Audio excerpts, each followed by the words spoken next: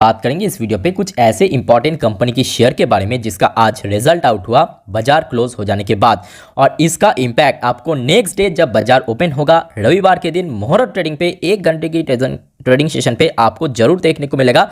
और शुरू के जो 2 कंपनी का शेयर हम डिस्कस करेंगे, इसमें ज़्यादातर गिरावट होने का चांस है। बाकी जो 3 कंपनियां इसका रिजल्ट या तो एवरेज हुआ या तो अच्छा रिजल्ट हुआ। आइए अब देख लेते हैं कौन कौन सी कंपनी और इस क्वार्टर में यानी क्वार्टर 2 में कैसा परफॉर्म किया ये सारी कंपनी। तो दोस्तों सबसे पहला जो कंपनी की नाम है वो दिखाने से पहले मैं आपको एक और चीज़ दिखाना चाहता हूँ कि ये ज़्यादा पुराना लिस्टेड नहीं है। आज से लगभग कुछ 1-1.5 साल पहले बाजार पे लिस्ट हुआ था। उसके बाद से आप देख ही सकते हो शेयर में बम्पर गिरावट हुआ। हाल ही में थोड़ा थोड़ा शेयर रिकवर कर भी रहा था। अब ऐसे अगर कंपनी का परफॉर्मेंस हुआ तो ऑब्वियसली शेयर में और भी ज़्यादा गिरावट होने का चांस है नियर फ्यूचर में। तो कंपनी दोस्तों कोई और कंपनी नहीं है, बहुत ही कॉमन कंपनी है LIC, इंश्योरेंस सेक्टर की लार्जेस्ट कंपनी, सरकारी कंपनी LIC। अब दूसरी बात ये भी है कि अक्सर हमने देखा कि जो कि PSU कंपनीज बहुत अच्छा डिविडेंड पे करता है, बट इस मामले में ये भी बहुत पीछे है क्योंकि कंपनी ना अच्छा डिविडेंड देता है। कंपनी का परफॉर्मेंस में भी लगातार खराबी देखने को मिला। आज एक्चुअली बाजार क्लोज हो जाने के बाद अराउंड 7 बजे समथिंग मिनट पे यहाँ पे कंपनी का रिजल्ट आउट हुआ था। तो जैसे कि आप देख सकते हो न्यूज़ का हेडलाइन मनी कंट्रोल की ऑफिशियल वेबसाइट में पब्लिश हुआ था 7:30 बजे के around. Net profit eight ₹7,925 crore, net premium income fall to ₹1.07 lakh crore. आइए देख लेते हैं लास्ट ईयर कितना था, इस बार कितना हुआ। लिटरली आप शॉक्ड हो जाएंगे। आप अगर शेयर होल्डर है ना, मैं आपको बोलूँगा कि हो सके तो इस टाइप की छोटे छोटे जो तेजी देखने को मिल जाए कभी कभार, उसमें सेल करके निकल जाना, थोड़ा बहुत लॉस बुकिंग करके। यहाँ पे आप देख सकते हो कंपनी की नेट प्रॉफिट लास्ट ईयर पे था सितंबर 2022 पे 15,952 करोड़।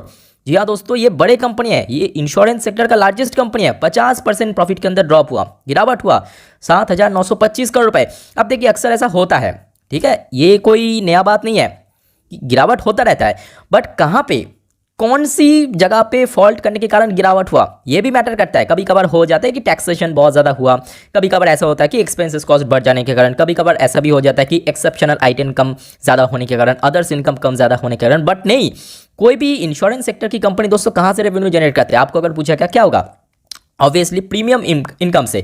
और कंपनी की एक्चुअल में प्रीमियम इनकम में दोस्तों इतना ज़्यादा ड्रॉप देखने को मिला। मैं आपको दिखा के रखना चाहता हूँ कि कंपनी की प्रीमियम इनकम जो कि इसका मेन रेवेन्यू सोर्स है वो दोस्तों लास्ट ईयर पे था 1.32 लाख करोड़, जो कि इस बार 19% गिरा। जी हाँ दोस्तों, 1-2%, 5% नहीं, 19% ड्रॉप हुआ, होके हो चुका है 1.07 लाख करोड़। और इस टाइप की बड़े कंपनी में अगर 1-0.5% भी गिरावट होता है ना, बहुत बड़ा इंपैक्ट आता है, बहुत बड़ा इंपैक्ट आता है। उसके साथ साथ देखिए कंपनी का जो NPA का परसेंटेज, ऑब्वियसली ग्रॉस NPA थोड़ा बहुत डाउन जरूर हुआ, बट कंपनी की जो नेट NPA है ना ये अनचेंज रहा।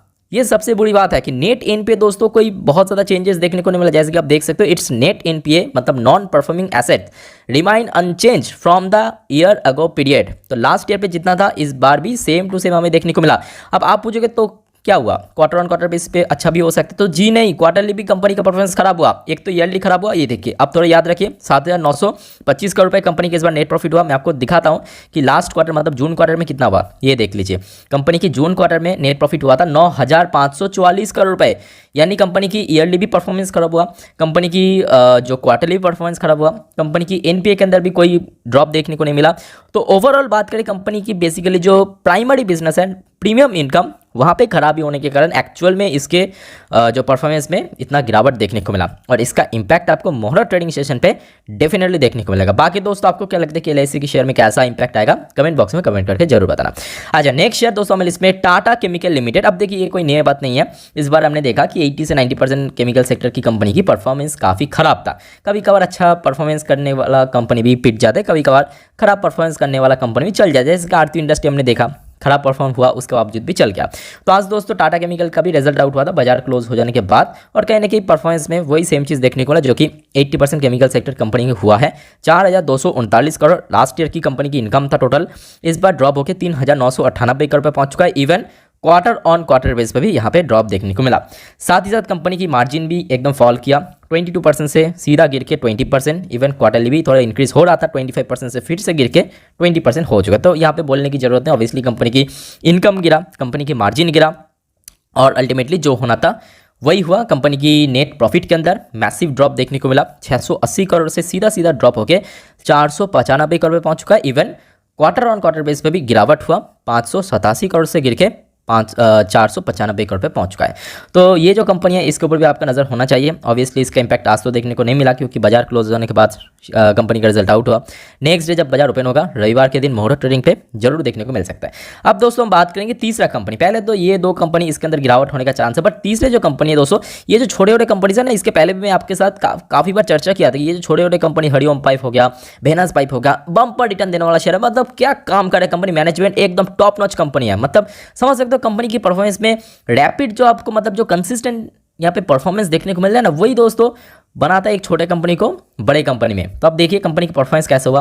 देखिए छोटे कंपनी है किंतु परफॉर्मेंस देखिए, ये देखिए सितंबर 2022 की बात करें, लास्ट ईयर पे टोटल इनकम आया था 127 करोड़ रुपए। इस बार देखिए मल्टीफोल्ड हुआ, मल्टीफोल्ड भाई साहब, टोटल इनकम के अंदर 302 करोड़।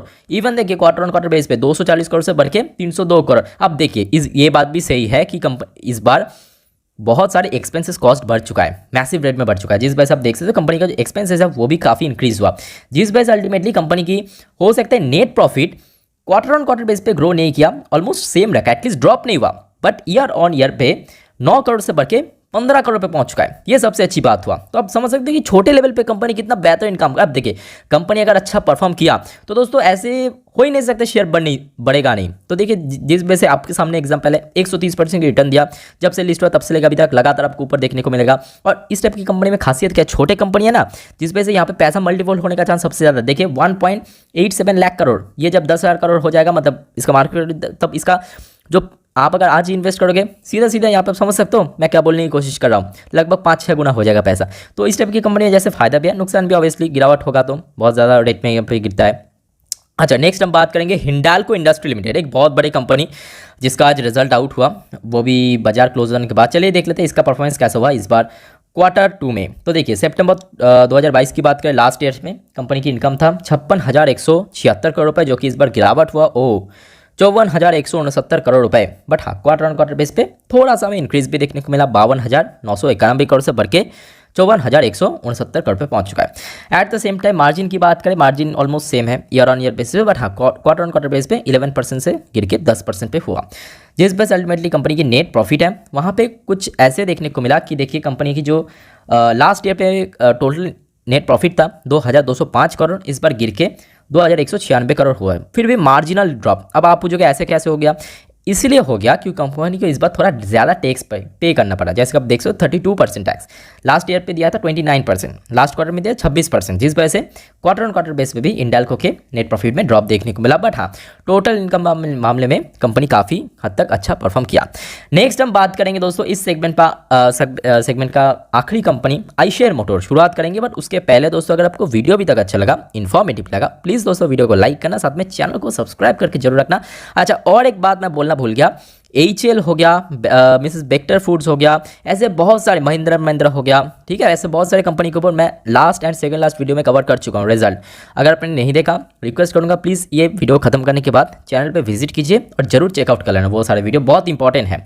आईशेयर मोटर का दोस्तों इस बार परफॉर्मेंस एक क्लास रहा, टॉप नॉच परफॉर्मेंस दोस्तों, 55% की ग्रोथ रहा कंपनी की नेट प्रॉफिट का। आइए एक एक करके पैरामीटर मैं आपके साथ शेयर करता हूँ। फिलहाल आप देख लीजिए कंपनी की ऑपरेशनल रेवेन्यू। सबसे पहले रेवेन्यू की बात करें तो कंपनी की रेवेन्यू इस क्वार्टर में हुआ है 4,115 करोड़ रुपए, जो कि लास्ट ईयर पे परफॉर्मेंस था, मतलब टोटल रेवेन्यू का नंबर था 3,519 करोड़ रुपए, जो कि बहुत शानदार ग्रोथ देखने को मिला। ठीक है, यहाँ पे रेवेन्यू के अंदर अराउंड अगर हम बात करें लगभग यहाँ पे आप देख सकते हो एबिटा मार्जिन हो गया, सॉरी एबिटा हो गया, एबिटा के अंदर भी लगभग 32% की ग्रोथ कंपनी यहाँ पे मेंटेन किया। साथ ही साथ कंपनी का जो टोटल नेट प्रॉफिट है वहाँ पे भी काफ़ी अच्छा ग्रोथ रहा, जहाँ पे लास्ट ईयर पे कंपनी का प्रॉफिट था 657 करोड़ रुपए, 55% ग्रो किया, 1,016 करोड़ रुपए पहुँच चुका। यानी ओवरऑल बात करें दोस्तों कंपनी बहुत अच्छा परफॉर्म किया।